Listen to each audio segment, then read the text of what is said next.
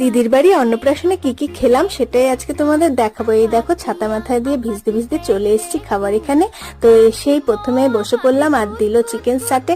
গরম গরম চিকেন সাটেটা এত দারুণ খেতে হয়েছিল, সোনা বাবা বলছিল আমার তো এটা খেয়েই পেট ভরে গেছে, এত টেস্টি।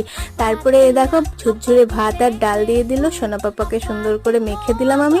তারপরে দিয়ে গেল পাবদা মাছ আর ফ্রাইড রাইস আর মটন কষা।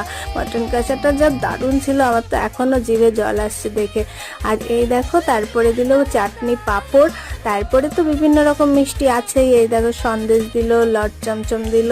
তো সোনা পাপা বলছিল আমার এই খেয়েই পেট ভরে গেছে, আমি বেশি কিছু খাবো না, তাই আমার থেকে একটুখানি ভাগ দিলাম, সোনা পাপা নেয়নি। আর এইদিকে দেখো আমি এমনই বাঙালি, আমি মিষ্টির রস চিপে খাই। তো তারপরে দিল এই যে আইসক্রিম। তারপরে আমরা বাড়ির দিকে রওনা দিলাম আর সোনা পাপা আমার আইসক্রিমটা আমাকে দিয়ে দিল, দিদিকে টাটা বাই বাই বলে চলে